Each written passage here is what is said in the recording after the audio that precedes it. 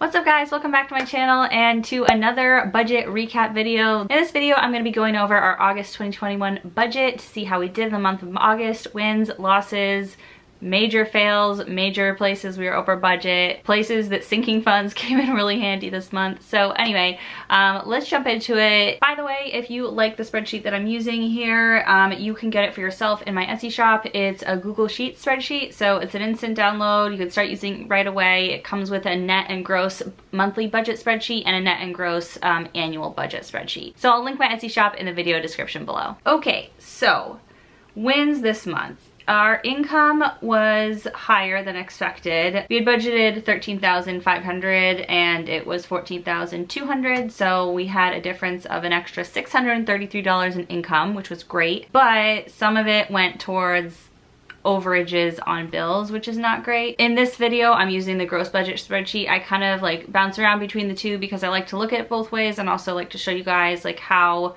to use the spreadsheet both ways in case you're interested in getting it for yourself. So anyway, this one's the gross budget spreadsheet. So taxes and insurance that came out of like my husband's paycheck are on here. And then the retirement savings that come automatically out of his paycheck are on here too. So $1,500 went to his 401k.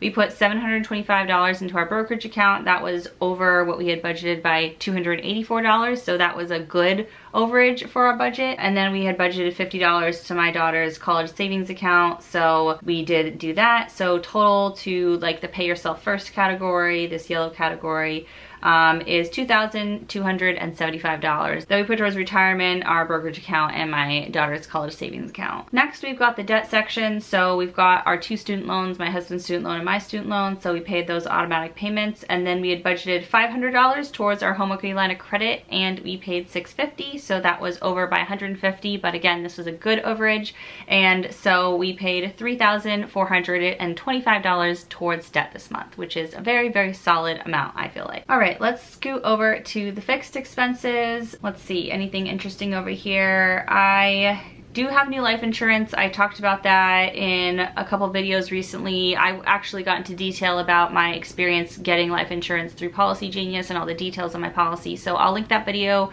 up in the corner if you want to check that video out, and I'll put it in the video description as well. But other than that, let's see, cell phone. I've been back and forth on our cell phones. I didn't even realize, this is the thing about debt, guys. Like, I didn't even realize we had financed my husband's iPhone and our bill went down by $10, and it's because it got paid off. And like, I didn't even realize we were paying an extra $10 a month on our phone bill because we owed it because we had financed it. So it's just like, debt is so sneaky. It sneaks in everywhere. Like, you think you have all your debts under control, and then there's like hidden debt in your different bills and stuff. So our phone bill did go down by $10. I have been back and forth about switching to like Mint Mobile or a different like less expensive provider, and I decided I'm just gonna stick with Verizon. Like, we use our phones a lot. We live in an area with like not great service, and I don't want to risk getting worse service than we already have. And I've been with Verizon a long time. I know they have good insurance if you drop your phone. Like, they ship a new phone to you quickly, and like, I just know that it works. So I decided I'm not going to try to like mess around with it. I'm just going to keep our cell phones as is. We've cut so much out. Like, our internet used to be internet and cable, and that used to be $263 a month. Now that's down to $106. Our car insurance used to be over $100 a month. Our subscriptions used to be closer to $50 a month. Like, we've cut so much out. I feel fine about like maybe overpaying or paying for a little bit better coverage on our cell phones. So it's possible we could get just the same amount of coverage with a different provider for a lot less, but I just don't want to go through the hassle of switching and figuring that out and then maybe not liking it and then having to come back. I know some people said they had trouble keeping their same phone number when they switched, and I've had my same cell phone number since I was 14 years old. I really don't want to switch it at this point. It's the number that everyone knows, and I don't want a new number. So anyway, that's the decision I made. I feel good about the decision, and we are leaving the cell phone as is for now. I guess the only thing I would say is Simply Safe. I don't know if I've talked about Simply Safe at all on my channel before, but Simply Safe is the home security we use. We used to have it through Xfinity as part of our phone cable and internet package, and we were paying like $55 a month, and then I found that I could get Simply Safe for $25 a month. So we got Simply Safe, and it was like so easy to install. They just sent the package to me, and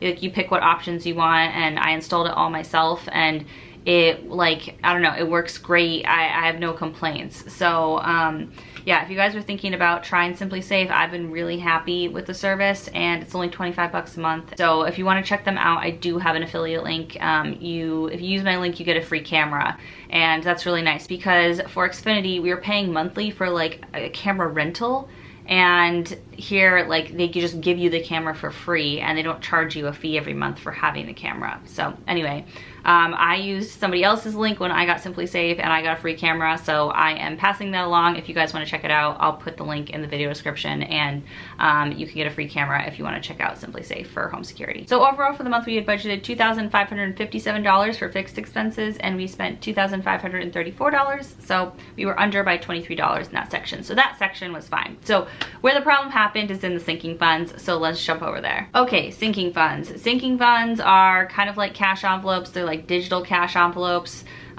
just funds where you put money every month, and sometimes you spend it and sometimes you don't. I have certain categories where we spend money from every single month, like groceries, and other categories like Christmas or house maintenance or home decor that just build up over time, and then I make a bigger purchase at some point. So for example, Christmas, it builds up throughout the year, and then I spend money from that fund at Christmas time. Okay, so we budgeted $1,000 to put into the grocery fund. We spent $1,218. No, we put $1,218 into the grocery fund, and out of that fund, we spent $1,297 on groceries this month.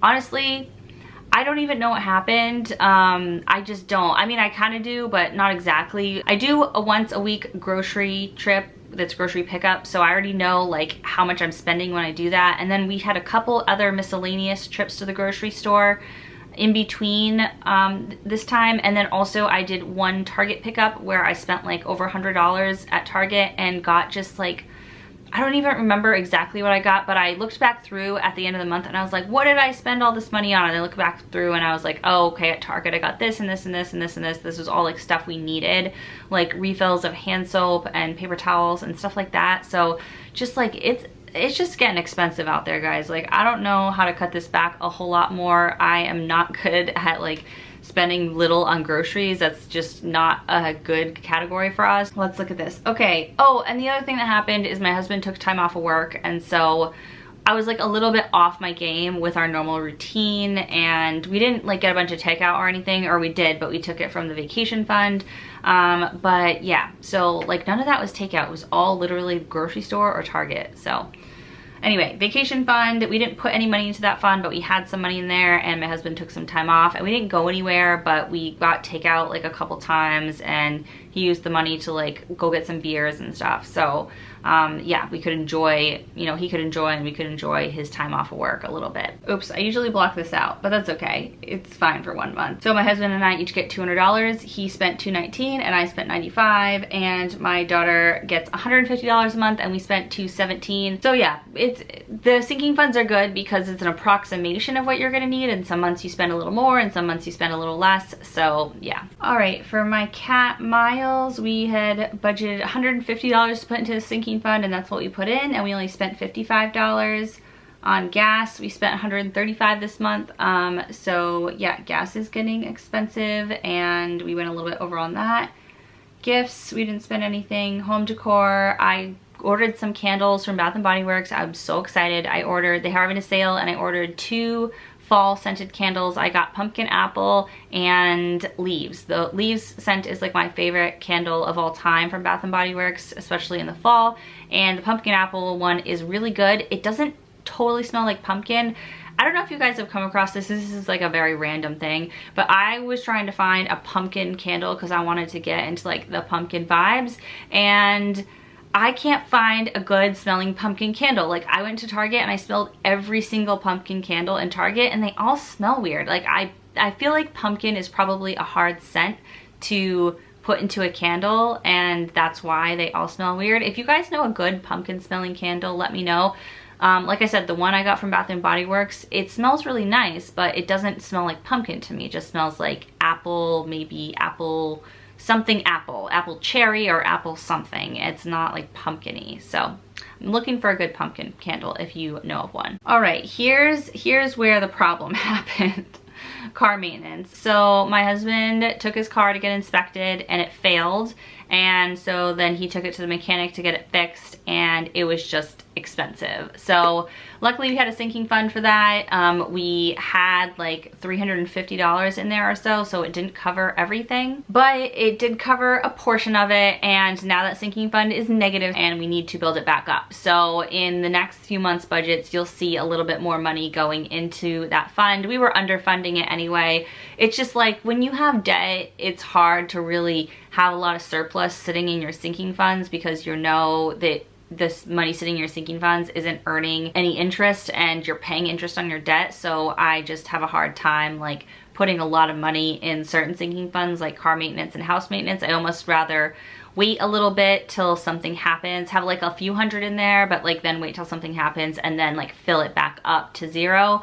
So it's kind of like taking a loan from our emergency fund. Like we've got $10,000 in our checking account for our emergency fund, and then we've got another 10 in a high yield savings account, so it's split 10 and 10, so we have 20,000 of emergency fund. But like if our sinking funds go negative at all, well, I'm usually borrowing against other funds. Like Christmas had plenty of money, so our sinking funds aren't negative overall. But if they did go negative, we've got $10,000 in our emergency fund. So it would just be like a loan from our emergency fund or spending money from our emergency fund to do something like fix a car. And I'm fine, like if we ever have to borrow like $500 or $1,000 from our $20,000 emergency fund for something like a car repair that was $1,000. So anyway, he got it fixed. He got new tires. He got new brake pads, he got new something, gasket, so I don't even know. I have it in a text he sent me. But it was a lot of stuff. And so yeah, $973. But luckily it didn't affect what we had budgeted for anything else. Like in our debt and our pay yourself first and our fixed expenses, like all those things got paid plus some, because we have sinking funds. And so I love sinking funds because it like gives wiggle room in your budget to like still pay all the things you wanted to pay, even when an unexpected expense comes up. All right, house maintenance, we spent $21, and then on utilities, we spent $264. House maintenance, you're gonna see a big expense next month because I was not able to fix our oven. It just wasn't gonna happen. And so I purchased a new oven when there was a sale for Labor Day weekend, and so that's getting delivered on Friday. I'm so excited. I love like baking stuff in the fall. Not like I'm very good at baking. I do like baking like very simple things, and my daughter's old enough now, she's 2.5 almost, and so she likes doing stuff in the kitchen with me. So I'm so excited to like cook with her and bake, and know that we have like a safe working oven is great. So yeah, I'm excited for that to be delivered on Friday. You'll see that in next month's budget recap, our oven expenditure. All right, let's take a look. Let me just zoom out a little bit. Okay. Let's take a look at the overall summary. So this is my favorite part of the budget. It's just like a nice visual of how you did in the month. So this top pie chart is the summary of what we budgeted to spend, and then down here is the summary of what we actually spent. And it was very, very close. Like if you look just kind of visually, it looks very close, and like they look very similar. So you can see pay yourself first was a little bit higher than we had budgeted, which is a good thing. And debt was exactly on, fixed expenses was a little bit lower, and sinking funds was a little bit higher because we put extra in our grocery sinking fund. But pretty much we were right on track for this month, so that's great. So that is everything for our August budget recap. I hope you enjoyed this video. If you like this video, make sure you give it a big thumbs up. It helps out my channel. And like I said, if you want this budget spreadsheet for yourself to use for your own budgeting, it is available for purchase in my Etsy shop, and that is linked in the video description below. Thank you guys so much for watching, and I'll see you guys soon in my next video. Bye.